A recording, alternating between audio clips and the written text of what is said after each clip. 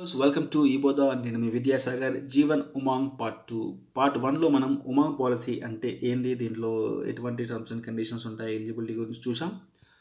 So ఇప్పుడు ఈ part 2లో మనం కొన్ని ఎగ్జాంపుల్స్ అంటే డెత్ బెనిఫిట్ అయినప్పుడు ఎటువంటి మనకు మెచ్యూరిటీ ఎటువంటి బెనిఫిట్స్ వస్తాయి విత్ రైడర్స్ యాడ్ చేయడం వల్ల, ఇవన్నీ ఎగ్జాంపుల్తో చూస్తే మీకు రైడర్స్ ప్లస్ డెత్ బెనిఫిట్ అనే కాన్సెప్ట్ క్లియర్ అవుతుంది. తర్వాత పేడప్ వాల్యూ అనేది ఎలా ఉంటుంది, తర్వాత సరెండర్ వాల్యూలో ఏమొస్తుంది, మరీ ముఖ్యంగా ఈ పెన్షన్ ప్లానింగ్. చాలామంది జీవన్ ఉమంగ్ అనే ఒక పెన్షన్ ప్లానింగ్ అని, ఓకే పెన్షన్ అనేది తీసుకోవచ్చు, బట్ ఏ రకంగా చేసుకుంటే, ఏ రకంగా ప్లాన్ చేసుకుంటే పెన్షన్ ప్లాన్ అవుతుంది. సో వీటన్నింటి గురించి మీకు ఇన్ఫర్మేషన్ కావాలి అంటే కంపల్సరీ ఎండ్ వరకు చూడండి. ముందుగా ఒక ఎగ్జాంపుల్ చూద్దాం. ఒక 25 years అబ్బాయి 2 lakhs పాలసీ తీసుకున్నాడు, 30 years పీపీటీ పెట్టుకున్నాడు. ఇదానికి ఎంత ప్రీమియం పడుతుంది? మరి ఇతను 25 years ఏజ్లో పాలసీ తీసుకుంటున్నాడు కాబట్టి అప్ టు 100 years వరకు రిస్క్ కవరేజ్ అనేది ఉంటుంది. మరి ప్రీమియం చూస్తే కనుక సంవత్సరానికి 6,394 పడుతుంది. హాఫ్ ఇయర్లీ క్వార్టర్లీ చూసుకుంటే కనుక 3,1630 నెలకు రూ. 543 అలా పడుతుంది. దీంతోపాటు జిఎస్టీ కూడా ఉంటుంది. ఫస్ట్ ఇయర్ వచ్చేసి 4.5% ఉంటుంది. సెకండ్ టు లాస్ట్ ఎండ్ వరకు 2.25 వరకు జిఎస్టీ అనేది పడుతుంది ఈ ప్రీమియం మీద. సో మరి ఇక్కడ ఇతను ప్రతి సంవత్సరం ప్రీమియం కడుతుంటూ ఉంటాడు. మరి అలా ఎలా కట్టాలి అంటే, ఎప్పటివరకు కట్టాలి అంటే అతని వయసు 55 వచ్చేంత వరకు కట్టాలి. దాని తర్వాత అతనికి ప్రతి సంవత్సరం 16,000 వస్తుంది. దీన్నే సర్వైవల్ బెనిఫిట్ అంటారు, లేదా మనీ బ్యాక్ అంటారు. దీన్నే పెన్షన్ బెనిఫిట్ అని కూడా అంటారు. మరి ఈ 16,000 ఒక సంవత్సరానికి పెన్షన్ బెనిఫిట్ అంటే ఇది పెన్షన్కి అనుకోవచ్చా అంటే అనుకోలేము. ఎందుకంటే పెన్షన్ అనగానే మనకు రిటైర్మెంట్ అయినప్పుడు వచ్చేటువంటి అమౌంట్ కదా. మరి 16,000తో సంవత్సరానికి తన లైఫ్ నడుస్తుందా అంటే నడవదు. బట్ పెన్షన్ ప్లానింగ్ అంటే కాదు. ఎలా చేసుకోవాలనేది పెన్షన్ స్టెప్లో మనం చూద్దాం. ఇక్కడికి ప్రస్తుతానికి అయితే మనకు 16,000 వస్తుంది 2 లక్షలు తీసుకుంటే. ఎందుకంటే 2 లక్షలకు 8% ఆఫ్ సమ్ అష్యూర్డ్ అంటే 16,000 అవుతుంది. ఇలా ఎప్పటి వరకు వస్తుంది? 100 years వరకు వస్తుంది. 100 yearsలో అతనికి మెచ్యూరిటీ అవుతుంది. అప్పుడు 21,86,000 వస్తుంది. మరి 100 years వరకు ఎవరు ఉంటారు అనే డౌట్ అందరికీ రావచ్చు. బట్ 100 years వరకు కాదు, హోల్ లైఫ్ ఇన్సూరెన్స్ పాలసీ అనేది చాలా లాంగ్ టర్మ్ రిస్క్ ప్రొటెక్షన్ అనేది కల్పిస్తుంది. కాబట్టి 100 years అని చెప్పడం జరుగుతుంది. సో మనం ఎప్పుడు డెత్ వస్తుంది అనేది ఎవరు ఎక్స్పెక్ట్ చేయలేము, ఎవరికి తెలియదు. కాబట్టి లాంగ్ టర్మ్లో పెట్టుకుంటే ఎప్పుడు మనకు రిస్క్ అయినా మన డిపెండెంట్స్కి కొంత ఫినాన్షియల్ సపోర్ట్ అనేది ఉంటుంది. అందుకోసమే హోల్ లైఫ్లో 100 years అని చెప్తారు. అంతేకాని 100 years వరకు బతుకుతాం అనేది కాదు కాన్సెప్ట్. మరి మెచ్యూరిటీ అనేది 100 years వస్తుంది కదా, మరి ముందే వస్తే బాగుండు అనేది అనుకుంటే, మీరు ఎప్పుడైతే 55 years తర్వాత మీరు ఏదైతే ఈ మనీ బ్యాక్ టైప్లో లేదా సర్వైవల్ బెనిఫిట్లో తీసుకునే అమౌంట్ ఉంటుందో అది ఒక 5 years తీసుకోండి. అప్పుడు మీకు డబ్బులు అవసరం అనుకుంటే ఈ పాలసీని క్లోజ్ చేసుకునే ఆప్షన్ ఉంటుంది. దాన్నే స్పెషల్ సరెండర్ వాల్యూ అంటారు. అప్పుడు కూడా మంచి రిటర్న్స్ వస్తాయి. లేదా ఒక 5 years 10 years తీసుకొని సర్వైవల్ బెనిఫిట్ తర్వాత మీరు క్యాన్సిల్ చేసుకుంటే మీకు మంచి రిటర్న్ అమౌంట్, లంసమ్ అమౌంట్ కూడా వస్తుంది. అంతేగాని 100 years వరకు వెయిట్ చేయాల్సిన అవసరం లేదు. ఒకవేళ మీకు మనీ నీడ్ ఏం లేదు అన్నప్పుడు మీరు హాయిగా అలానే మీకు వచ్చేటువంటి సర్వైవల్ బెనిఫిట్ తీసుకోవచ్చు. ఆ టైంలో మీరు ఎప్పుడు డెత్ అయినా మీ డిపెండెంట్స్కి ఒక అమౌంట్ అనేది, లంసమ్ అమౌంట్ అనేది వెళ్ళడం జరుగుతుంది. మరి ఈ కేసులో ఏం కట్టా మనకి ఏం వచ్చిందని చూసుకుంటే ఈ ప్రీమియంకి మొత్తం సర్వైవల్ బెనిఫిట్ కనుక చూసుకుంటే 7,44,000 దాకా రావచ్చు. తర్వాత మెచ్యూరిటీ బెనిఫిట్ అప్పుడు 21,86,000 రావచ్చు. టోటల్గా 28,90,000 అనేది వచ్చే అవకాశం ఉంది. బట్ ఇతను కట్టిన అమౌంట్ కనుక చూసుకుంటే 1,90,820 రూపాయలు. సో ఇంత అమౌంట్ ఇతను ప్లాన్ చేసుకుంటే ఇతనికి రోజు సేవ్ చేసుకోవాల్సిన అమౌంట్ ఎంత అంటే 18 రూపాయలు కనుక ప్రతిరోజు అతను సేవ్ చేసుకోగలిగితే ఈ రకమైనటువంటి పాలసీ ఈ 25 సంవత్సరాల అబ్బాయి చేసుకోవచ్చు. మరి మీరు 30 years చెప్పారు కదా, మరి మనకు మిగతా టర్మ్స్ ఉన్నాయి, వాటి గురించి ఏంటి అంటే సింపుల్గా వాటి ప్రీమియం చెప్తాను, మిగతా మీరే అర్థం చేసుకోవాలి అంటే బేస్డ్ ఆన్ ఈ ఎగ్జాంపుల్తో. సో ఒకవేళ మనకు 25 years టర్మ్ పెట్టుకుంటే సంవత్సరానికి 8,080 రూపాయలు పే చేయాలి. 20 years టర్మ్ పెట్టుకుంటే 10,972 రూపీస్ అనేది. అదే నాకు అంత లాంగ్ టర్మ్ వద్దు, నేను షార్ట్ టర్మ్కి వెళ్ళిపోతా అనుకున్నప్పుడు 15 years అనేది షార్ట్ టర్మ్ ఆప్షన్ మనకు. మరి ఆ 15 years టర్మ్ పెట్టుకుంటే పీపీటీ 16,609 రూపీస్ అనేది పే చేయవలసి వస్తుంది. అంటే టర్మ్ తగ్గించే కొద్దీ ప్రీమియం అనేది పెరుగుతుంది. బట్ ఎవరికైతే మనీ బ్యాక్ వచ్చేటరికి అందరికీ 16,000 అనేది ఈక్వల్గా వస్తుంది. ఎందుకంటే బేస్డ్ ఆన్ మనం తీసుకున్నటువంటి ఇన్సూరెన్స్ కవరేజ్ని బట్టి మనకు 8% వస్తుంది కాబట్టి కట్టే ప్రీమియం అనేది ఎక్కువ ఉండొచ్చు. బట్ లాంగ్ టర్మ్ పెట్టుకుంటే కొంచెం తక్కువ అమౌంట్ కడతాం. షార్ట్ టర్మ్ పెట్టుకుంటే కొంచెం ఎక్కువ అమౌంట్ అనేది కడతాం అంతే. నెక్స్ట్ వచ్చేసి సేమ్ ఎగ్జాంపుల్లో డెత్ బెనిఫిట్ చూద్దాం. మామూలుగా మనకు వచ్చేటువంటి ప్రీమియం ఏంటి, మనకు వచ్చేటువంటి బెనిఫిట్ ఏంటి అని చూసాం. చాలామందికి ఒక డౌట్ ఉంది, మరి 55 ఇయర్స్ తర్వాత ఇంకేమైనా లంసమ్ అమౌంట్ వస్తుందా అంటే లంసమ్ అమౌంట్ ఏం రాదు. మీరు ప్రీమియం కట్టడం అయిపోయిందంటే కేవలం సంవత్సరానికి మీకు 16,000 మాత్రమే వస్తాయి. దాని తర్వాత ఇప్పుడు డెత్ బెనిఫిట్ అనేది చూద్దాం. సేమ్ పర్సన్ కదా ప్రీమియం కడుతూ ఉన్నాడు, సడన్గా ఒక యాక్సిడెంట్ వల్ల డెత్ అయ్యాడు 29th ఇయర్లో అనుకుందాం. సో యంగ్ కాబట్టి కొంచెం యాక్సిడెంట్గా అయ్యే ఛాన్సెస్ ఎక్కువ ఉంటాయి పాపం. సో ఆ ఏజ్ వాళ్ళకి యాక్సిడెంట్ అయింది అనుకుందాం. అప్పుడు ఇతను తీసుకున్న పాలసీ కవరేజ్ ప్లస్ బోనస్ వస్తుంది. దాంతోపాటు ఎటువంటి డబ్బులు వస్తాయంటే ఈ సిచ్యువేషన్లో డెత్ బెనిఫిట్ అయినందుకు 2,50,000. ఇక్కడ 2,00,000 అనేది కవరేజ్, అతను తీసుకున్న పాలసీ కవరేజ్, 50,00,000 అనేది బోనస్. యాక్సిడెంట్ వల్ల అయింది కాబట్టి ఇంకొక 2,00,000 అదనంగా వస్తాయి. ఎల్ఐసిలో ప్రతి పాలసీకి యాక్సిడెంటల్ డెత్ బెనిఫిట్ ఇన్బిల్డ్ ఉంటుంది. సో యాక్సిడెంట్ అయినందుకు ఒక 2 lakhs ఎక్కువ వస్తుంది. ఒకవేళ యాక్సిడెంట్ కాలేదు, నార్మల్ డెత్ అయ్యాడు, లేదంటే ఏదైనా వేరే అనారోగ్యం వల్ల చనిపోయాడు అంటే కేవలం 2,50,000 వస్తాయి. ఇక్కడ యాక్సిడెంట్ అయింది కాబట్టి ఒక 2,00,000 అదనంగా వస్తాయి. సో టోటల్గా 4,50,000 వచ్చింది.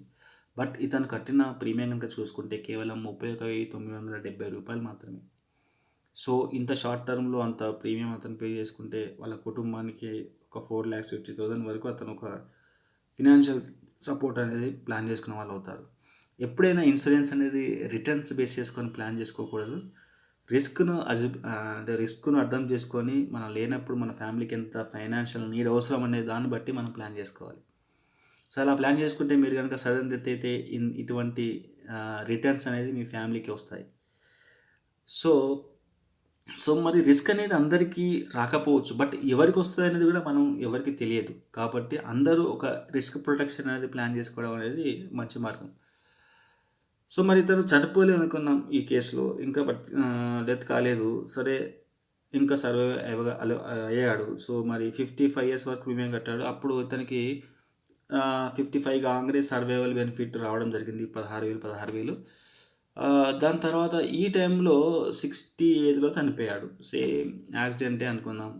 సో అప్పుడు ఏమొస్తుందంటే అతనికి వచ్చినటువంటి మనీ బ్యాక్ కింద ఒక 5 years వచ్చింది కదా, అదొక 80,000 అనుకుంటే డెత్ బెనిఫిట్ అప్పుడు 7,72,000 వస్తుంది. ఇందాక ఇదే పర్సన్ కనుక 29 ఏజ్లో చనిపోతే 2,50,000 వచ్చింది డెత్ బెనిఫిట్. బట్ ఇక్కడ లాంగ్ టర్మ్లో అయింది కాబట్టి ఇతని రిస్క్ కవరేజ్ పెరిగింది, అది 7,72,000 ఉంది.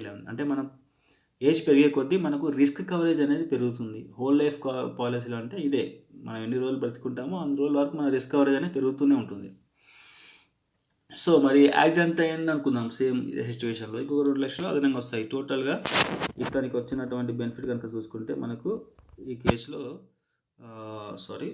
ఇతనికి వచ్చిన బెనిఫిట్ కనుక చూసుకుంటే మనకి 10,52,000 వస్తుంది.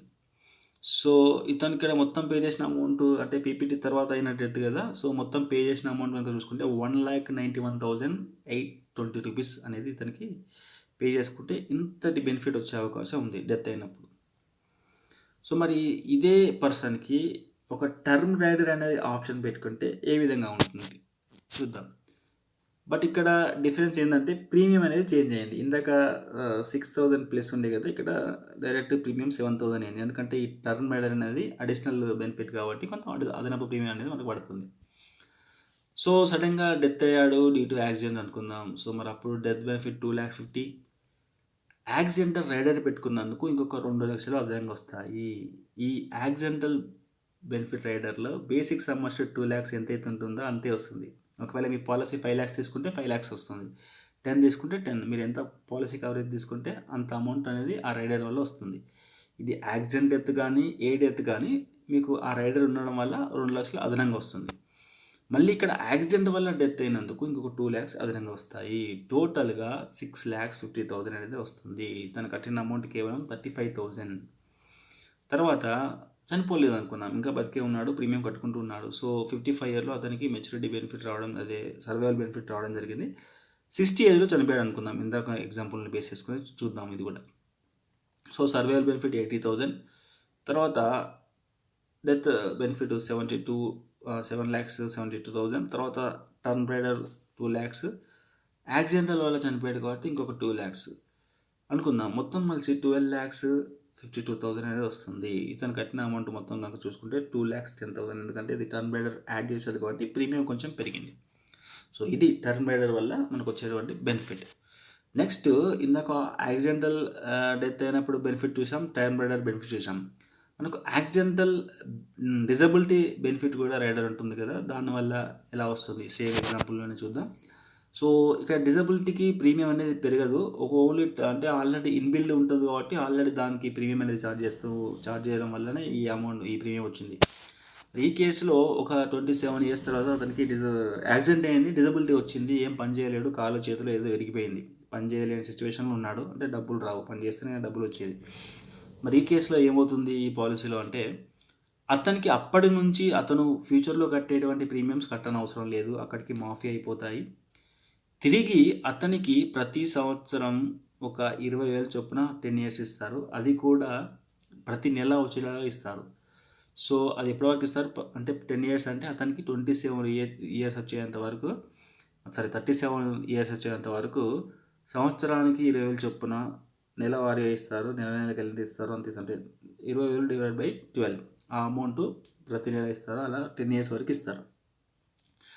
దీని తర్వాత అతనికి 55 years కనుక అతను ఇంకా సర్వైవ్ అయ్యాడంటే అతనికి సర్వైవల్ బెనిఫిట్ స్టార్ట్ అవుతుంది. లేదు దీనికన్నా ముందు డెత్ అయ్యాడంటే అప్పుడు అతనికి ఉన్నటువంటి బేసిక్ సమస్యలు ప్లస్ ఆ రోజుకున్నటువంటి బోనస్ కలిపి ఇచ్చేస్తారు. సో డెత్ కాలేదు, ఇంకా బ్రతికే ఉన్నాడు, 55 సంవత్సరాలు వచ్చాయి, అప్పుడు అతనికి సర్వైవల్ బెనిఫిట్ స్టార్ట్ అవుతుంది, సంవత్సరానికి 16,000. అలా అతను బ్రతుకున్నందు ఇస్తారు. ఒకవేళ సడన్గా 60 yearలో చనిపోయాడు అనుకున్నా, అప్పుడు ఏమొస్తుంది అంటే చూస్తే కనుక టోటల్గా ఎంతవరకు బెనిఫిట్ వస్తుందని చూస్తే, అతను ప్రీమియం కట్టనవసరం లేకుండా సేవ్ చేసుకుందామని ఒక 1,72,600 and change రూపీస్. తర్వాత డిజబిలిటీ వల్ల అతనికి వచ్చినటువంటి రిటర్న్ 2 లక్షలు. సర్వైవల్ బెనిఫిట్ 55 తర్వాత కూడా ఇంకా బ్రతుకున్నాడంటే అదొక 80,000. సో డెత్ బెనిఫిట్ కాస్త చూస్తే 7,72,000. తర్వాత అతనికి ఒకవేళ టర్మ్ బెడ్ కనుక పెట్టుకొని ఉంటే ఒక 2 లక్షలు అదనంగా వస్తాయి. టోటల్గా 14,24,000 రూపాయలు వచ్చేటువంటి అవకాశం ఉంది. ఇక్కడ ఇతను కట్టిన అమౌంట్ కేవలం 19,182 రూపాయలు.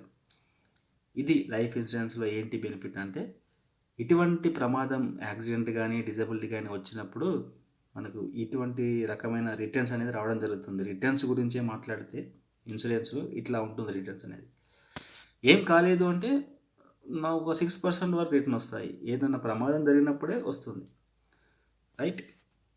మరి ఇందులో క్రిటికల్ ఇల్నెస్ రైడర్ అని ఇంకోటి ఉంది. మరి ఇదేంటంటే కొంత తీవ్రమైన జబ్బులు ఏదైనా రావడం, దానివల్ల మనం కొన్ని రోజులు చనిపోతామన్న జబ్బులు వచ్చినప్పుడు ఈ రైడర్ పనిచేస్తుంది.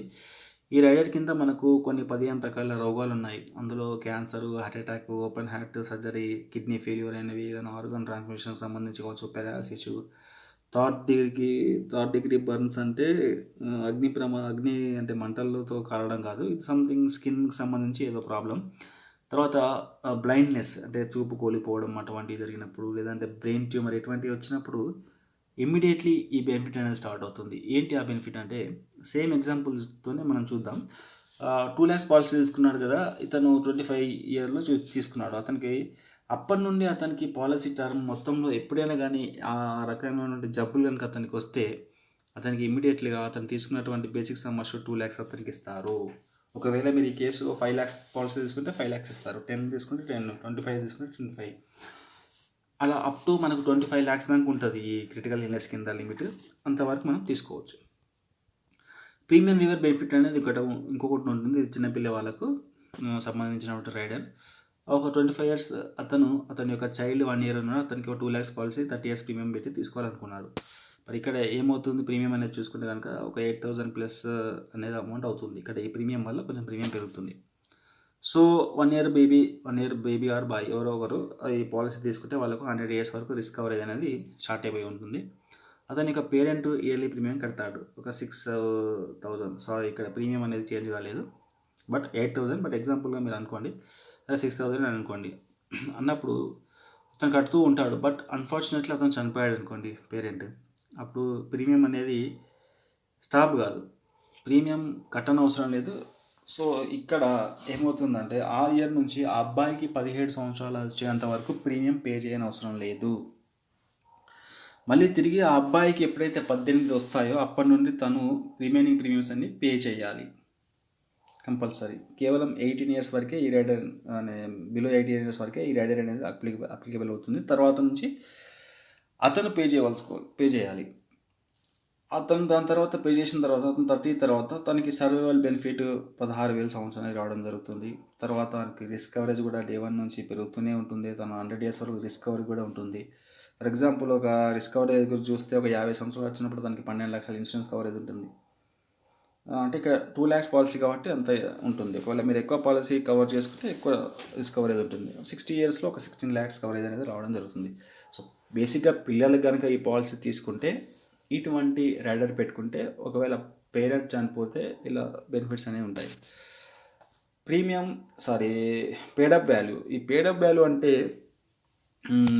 పాలసీ తీసుకున్నాం, కొన్ని రోజులు డబ్బులు ఉన్నాయి, మంచిగానే పాలసీ కట్టాము ఎవ్రీ ఇయర్. తర్వాత కొన్ని ఫినాన్షియల్ ప్రాబ్లం వల్ల మరి ఏదైనా కారణం చేస్తే మీకు డబ్బులు రావట్లేదు, పాలసీ కంటిన్యూ కడదామంటే డబ్బులు లేవు. మరి అప్పుడు పాలసీ క్లోజ్ కాకుండా కంటిన్యూ కావాలంటే ఈ పేడప్ వాల్యూ కింద కన్వర్ట్ అవుతుంది. సో మరి దానికి కింద రావాలి అంటే, ఈ పేడప్ వాల్యూ కింద కన్వర్ట్ కావాలి అంటే మనం కంపల్సరీ 2 సంవత్సరాల ప్రీమియం కట్టాలి. కట్టిన తర్వాత మీరు ఏదో 3వ, 4వ, 5వ సంవత్సరం నుంచి కట్టడం ఆపేస్తే మీ పాలసీ పేడప్ వాల్యూ కింద కన్వర్ట్ అయ్యి క్లోజ్ కాకుండా యాక్టివ్గా ఉండి మీకు వచ్చే బెనిఫిట్స్ మీకు వస్తూ ఉంటాయి. కాకపోతే ఏంటంటే మీరు తీసుకున్న సమ్ అష్యూర్డ్ కన్నా కొంచెం ఆ సమ్ అష్యూర్డ్ అనేది తగ్గుతుంది. అది ఎలా అనేది ఇక్కడ చూద్దాం. మనం ఎన్ని రోజులు అయితే కట్టామో ఆ ఇయర్స్ బై ఎన్ని రోజులు కట్టవలసినటువంటి ఇయర్స్ ఉంటుందో అది చేసి ఇంటూ మనం తీసుకున్నటువంటి సమ్ అష్యూర్డ్ చేస్తే మనకు తగ్గినటువంటి సమ్ అష్యూర్డ్ వస్తుంది. దాన్నే పేడప్ వాల్యూ సమ్ అష్యూర్డ్ అంటారు. సో ఇక్కడ ఒక ఎగ్జాంపుల్ చూద్దాం. ఒక 40 ఇయర్స్ ఉన్న అతను ఒక 25 లక్షల పాలసీ తీసుకున్నాడు, 15 సంవత్సరాల టర్మ్ పెట్టుకున్నాడు. ఒక 6 సంవత్సరాలు కట్టాడు, తర్వాత నుంచి కట్టలేకపోయాడు. సో మరి అప్పుడు ఎంతవరకు ఇతని ఇన్సూరెన్స్ కవరేజ్ అవుతుంది అంటే 25 లక్షల పాలసీ కాస్త 10 lakhs అవుతుంది. ఇతనికి 10 lakhs పేడప్ సమ్ అష్యూర్డ్ అవుతుంది. సో ఇతను 55 ఇయర్స్ వరకు ప్రీమియం కట్టాడు. బట్ 55 ఇయర్స్లో అతనికి సర్వైవల్ బెనిఫిట్ రావడం స్టార్ట్ అవుతుంది. 80,000 ప్రతి సంవత్సరానికి అప్ టు 100 ఇయర్స్ వరకు వస్తుంది. మధ్యలో ఇతను ఏదైనా డెత్ అయ్యాడు అనుకోండి, సర్వైవల్ బెనిఫిట్ స్టార్ట్ అయ్యి ఎండింగ్ వరకు అతనికి ఆ 10 లక్షలు ప్లస్ అప్పటి వరకు ఉన్నటువంటి బోనస్ కూడా ఇవ్వడం జరుగుతుంది. సో దీనివల్ల మనకు ఈ పేడప్ వాల్యూ వల్ల మనం పాలసీ క్లోజ్ కాదు, కట్టినంత వరకు బెనిఫిట్ అనేది రావడం జరుగుతుంది. సరెండర్ వాల్యూ అనేది ఇంకోటి ఉంది. సరెండర్ అంటే క్యాన్సిల్ చేసుకోవడం. మరి క్యాన్సిల్ చేసుకునే విధానంలో కూడా 2 రకాలు ఉన్నాయి ఈ పాలసీలో. ఒకటి గ్యారెంటీడ్ సరెండర్ అండ్ ఇంకొకటి స్పెషల్ సరెండర్ వాల్యూ. సో ఒక పాలసీ కనుక తీసుకుంటే మనకు పీపీటీ ఉంటుంది, అంటే ప్రీమియం కట్టే ముందు ఒక రకమైన సరెండర్ వాల్యూ ఉంటుంది, ప్రీమియం అయిపోయిన తర్వాత ఒక రకమైనటువంటి సరెండర్ వాల్యూ వస్తుంది. ప్రీమియం కడుతున్నప్పుడు కనుక మనం క్యాన్సిల్ చేసుకోవాల్సి వచ్చినప్పుడు గ్యారంటీ సరెండర్ వాల్యూ లేదా స్పెషల్ సరెండర్ వాల్యూ అలా రెండింటితోని లెక్కలు చూసి ఏ అమౌంట్ అయితే ఎక్కువ వస్తుందో ఆ అమౌంట్ ఇస్తారు. ఆఫ్టర్ పీపీటీ తర్వాత మనకు స్పెషల్ సరెండర్ వాల్యూ అని ఉంటుంది, దాంతో క్యాలిక్యులేట్ చేసి దాంట్లో ఈ స్పెషల్ సరెండర్ వాల్యూ అంటే అప్పటి వరకు ఉన్నటువంటి మన bonus plus some basics sum assured రెండింటిని కలిపి 90% వరకు మనకి ఇస్తారు. సో మరి ఇక్కడ ఈ గ్యారెంటీడ్ సరెండర్ వాల్యూ ఎలా క్యాలిక్యులేట్ చేస్తారంటే మనం కట్టిన టోటల్ అమౌంట్స్ ఇంటూ ఒక ఫ్యాక్టర్ ఉంటుంది ఈ వాల్యూ తెలుసుకోవడం కోసం. మీరు పాలసీ కనుక తీసుకుంటే పాలసీ వెనుక బాండ్లో ఆ నెంబర్ రాసి ఉంటుంది. ఏ ఇయర్ అయితే మీరు క్లోజ్ చేయాలనుకుంటారో ఆ ఇయర్కి మీరు క్లోజ్ చేసుకోవచ్చు. ఆ అమౌంట్ వేసుకొని ఆ అమౌంట్తో క్యాలిక్యులేట్ చేస్తే మీకు ఆ సరెండర్ వాల్యూ వస్తుంది ఆ టైంకి. తర్వాత బోనస్ కూడా ఉంటుంది, బోనస్ కూడా సేమ్ అటువంటి వాల్యూ ఉంటుంది. ఆ రెండింటిని ప్లస్ చేసుకుంటే ఒక సరెండర్ వాల్యూ అమౌంట్ వస్తుంది. తర్వాత జిఎస్వి అనే దాని కూడా ఒక ఫ్యాక్టర్ ఉంటుంది మీకు పాలసీ బాండ్లో. సో పేడప్ మెచ్యూరిటీ, ఇందాక పేడప్ వాల్యూ గురించి చూసాం కదా సమస్యడు, అది ఇంటూ ఆ అమౌంట్ వేసుకుంటే కనుక మీకు 2 వాల్యూస్ వస్తాయి. దీన్ని బట్టి ఏ అమౌంట్ అయితే ఎక్కువ ఉంటుందో అది ఇస్తారు. ఎస్ఎస్వి అంటే అప్పటి వరకు ఉన్నటువంటి basic sum assured plus bonus రెండు కలిపి దాంట్లో 90% వరకు ఇవ్వడం జరుగుతుంది. సో ఇంకొంచెం డీటెయిల్గా నెంబర్స్ చూద్దాం. సో 25 ఇయర్స్ అతను పాలసీ తీసుకున్నాడు. ఒక 30 ఇయర్స్లో క్లోజ్ చేద్దాం అనుకుంటున్నాడు. విత్ ఇన్ పీపీటీ అంటే పాలసీ కడుతున్న టైంలో క్లోజ్ చేద్దాం అనుకుంటున్నాడు. అప్పుడు అప్పటి వరకు అతను కట్టిన అమౌంట్ 31,970 రూపీస్ పే చేశాడు. జిఎస్వి కింద క్యాలిక్యులేట్ చేస్తే 15,980 రూపాయలు వస్తుంది. అదే ఎస్ఎస్వి కింద క్యాలిక్యులేట్ చేస్తే 21,580 రూపాయలు వస్తుంది. మరి ఈ కేసులో ఇతనికి ఎస్ఎస్వి అమౌంట్ 21,500 ప్లస్ అనేది రావడం జరుగుతుంది. ఒకవేళ ఆఫ్టర్ పీపీటీ తర్వాత క్లోజ్ చేసుకుంటే అప్పటి వరకు అతను కట్టిన అమౌంట్ కనుక చూసుకుంటే 1,91,820 రూపీస్ పే చేశాడు. మరి ఈ కేసులో అతను క్యాన్సిల్ చేసుకుంటే అప్పటి వరకు అతనికి మనీ బ్యాక్ అనేది రావడం జరుగుతుంది, సర్వైవల్ బెనిఫిట్. అది ప్లస్ అతను ఒకవేళ 60 సంవత్సరంలో కనుక క్యాన్సిల్ చేసుకుంటే 7,57,920 రూపాయలు వస్తుంది. అదే 70 సంవత్సరంలో క్యాన్సిల్ చేసుకుంటే 10,53,000 చేంజ్. 80 సంవత్సరంలో కనుక క్యాన్సిల్ చేసుకుంటే 14,10,320 రూపాయలు వస్తుంది. అంటే ఆఫ్టర్ పీపీటీ మనం ఫస్ట్ స్లైడ్లో చెప్పుకున్నప్పుడు 100 ఇయర్స్ వరకు మనం ఆగాల మెచ్యూరిటీ బెనిఫిట్ పొందాలి అంటే కొన్ని రోజులు మీరు సర్వైవల్ బెనిఫిట్ తీసుకున్న తర్వాత మీకు ఏమైనా డబ్బులు అవసరం ఉంటే క్యాన్సిల్ చేసుకుంటే మీరు కట్టిన అమౌంట్ మీరు తీసుకున్నటువంటి సర్వైవల్ బెనిఫిట్ ప్లస్ ఆ టైంలో వచ్చే అమౌంట్ ఈ విధంగా ఉంటుంది. బట్ అన్ని రోజులు మీకు రిస్క్ ప్రొటెక్షన్ అనేది జరుగుతుంది. సో ఇది సరెండర్ వాల్యూలో వచ్చేటువంటి ఇన్ఫర్మేషన్. మరి ఈ జీవన్ ఉమాంగ్ అనేది పెన్షన్ ప్లానా, అది పెన్షన్ ప్లాన్గా కావాలి అంటే ఎలా ప్లాన్ చేసుకుంటే కరెక్ట్? మనం ఇప్పుడు చూసిన ఎగ్జాంపుల్లో 2 lakhs పాలసీ తీసుకుంటే కేవలం 16,000 సంవత్సరానికి వస్తుంది. మరి 16,000 అనేది సంవత్సరానికి సరిపోతుందా అంటే సరిపోదు. మరి ఏ రకంగా చేసుకుంటే ఈ జీవన్ ఉమాంగ్ పెన్షన్ ప్లాన్ అవుతుందో ఇప్పుడు మనం చూద్దాం. సో దీనికి ఒక ఎగ్జాంపుల్గా చూసుకుందాం. ఒక 35 ఇయర్స్ ఉన్న అతను తన సంవత్సరం ఆదాయం 24 లక్షలు ఉంది. మరి ఈ కేసులో ఇతనికి పెన్షన్ ప్లాన్గా చేసుకోవాలి అంటే ముందు కొంత ఎక్సర్సైజ్ చేయాలి. ఏంటంటే ఇతనికి ఫస్ట్ ఎంత ఇన్సూరెన్స్ కవరేజ్ కావాలో చూద్దాం. సో ఇతనికి 20 సార్లు అతని ఇన్కమ్కి ఇన్సూరెన్స్ కవరేజ్ అని ఉండాలంటే 6 కోట్ల ఇన్సూరెన్స్ కవరేజ్ ఉండాలి. సో ఇతనికి కావాల్సినటువంటి ఇన్సూరెన్స్ కవరేజ్ ఏంటంటే 6 crores. ఇతనికి ఉన్నటువంటి ఏజ్, ఇతనికి ఉన్నటువంటి ఇన్కమ్ని బట్టి చూస్తే 6 కోట్ల ఇన్సూరెన్స్ కవరేజ్ ఇతనికి అవసరం. సో ఇతనికి ఆల్రెడీ ఒక 5 లక్షల పాలసీ ఉంది, తర్వాత కొన్ని ఆస్తులు ఉన్నాయి, కొంత సేవింగ్స్ ఉన్నాయి. అవన్నీ అతనికి కావాల్సిన రిక్వైర్డ్ ఉన్న ఇన్సూరెన్స్లో తీసేస్తే మిగిలిన అమౌంట్ ఒక 4 crores ఇన్సూరెన్స్ ఉంది. సో ఇతను 5 కోట్లు అండర్ ఇన్సూరెన్స్లో ఉన్నాడు. అండర్ ఇన్సూరెన్స్ ఎందుకంటే ఆల్రెడీ ఇతను ఇన్సూరెన్స్ పాలసీ తీసుకున్నాడు ఒక 5 లక్షలు. కాకపోతే అతని ఇన్కమ్కి అనుకున్న రిస్క్ కవరేజ్కి అది మ్యాచ్ కావట్లేదు. దాన్ని అండర్ ఇన్సూరెన్స్ అంటారు. సో మరి 5 కోట్ల ఇన్సూరెన్స్ ఇతను తీసుకోవాలి యాక్చువల్గా. ఇతను ఏం చేశాడు మరి 5 crores అంటే తీసుకోలేదు, కానీ ఒక 1 crore తీసుకోవాలనుకున్నాడు. సో 1 crore తీసుకుంటే ఈ కేసులో ఒక రిస్క్ బెనిఫిట్ ప్లాన్ చేసుకునేవాడు అవుతాడు, ప్లస్ పెన్షన్ ప్లాన్ కూడా వర్కౌట్ అవుతుంది కరెక్ట్గా. మరి అది ఎలానో చూడడం ముందు మరి 1 crore ఎంత ప్రీమియం పడుతుంది అంటే మనకున్నటువంటి 4 రకాల టర్మ్స్ 30, 25, 20, 15 టర్మ్స్ ఉన్నాయి కదా పీపీటీ తీసుకుంటే వాటికి ప్రీమియమ్స్ అనేవి ఈ రకంగా ఉంటాయి.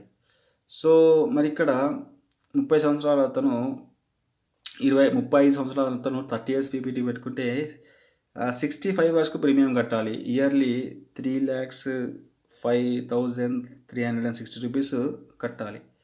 దాని తర్వాత 65 నుంచి ఎవ్రీ ఇయర్ 8 lakhs రావడం అనేది జరుగుతుంది. అంటే సంవత్సరానికి 8 లక్షలు కనుక వస్తే అప్పుడు అతని యొక్క లైఫ్ లీడ్ కావడానికి ఉపయోగపడుతుంది. ఇంకా మనకు ఇన్ఫ్లేషన్ క్యాలిక్యులేట్ చేసుకొని చూసుకుంటే ఇంకొంచెం ఎక్కువ ఖర్చు అనేది జరుగుతుంది. బట్ యావరేజ్గా కొంచెం బేసిక్ అండర్స్టాండింగ్ కోసం చూస్తే కనుక ఒక 8 లక్షలు వస్తే కనుక సంవత్సరానికి సరిపోయే డబ్బు అతని లైఫ్ లీడింగ్కి అవసరం వస్తుంది. మరి అదేవిధంగా 25 సంవత్సరాల టర్మ్ పెట్టుకుంటే 3,80,000 పే చేయాలి. 60 సంవత్సరాల తర్వాత అతనికి ప్రతి సంవత్సరం 8 లక్షలు వస్తాయి. 20 సంవత్సరాలు పీపీటీ పెట్టుకుంటే 5,37,000 చిల్లర పే చేయాలి. అతనికి 55 సంవత్సరాల తర్వాత సంవత్సరానికి 8 లక్షలు రావడం స్టార్ట్ అవుతుంది. 15 సంవత్సరాల టర్మ్ పెట్టుకుంటే 7,66,980 రూపాయలు. సో ఈ ప్రీమియమ్స్తో పాటు జిఎస్టీ కూడా ఉంటుంది. బట్ ఇలా పే చేసుకున్న తర్వాత 50 సంవత్సరాల నుంచి అతనికి సంవత్సరానికి 58 లక్షలు రావడం జరుగుతుంది.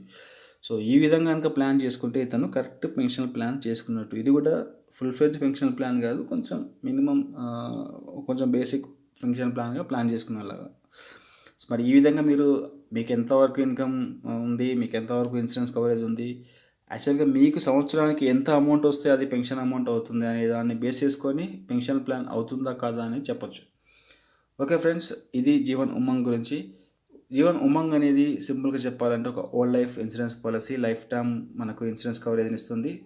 తర్వాత కొంత రెగ్యులర్ ఇన్కమ్ కూడా ఇస్తుంది. ఈ రెగ్యులర్ ఇన్కమ్ మనకు ఎంత అవసరం, తర్వాత మనకు పీపీటీ తర్వాత అనేది బేస్ చేసుకొని మనం ప్లాన్ చేసుకోవాలి. అప్పుడే అది పెన్షన్ ప్లాన్ అవుతుంది.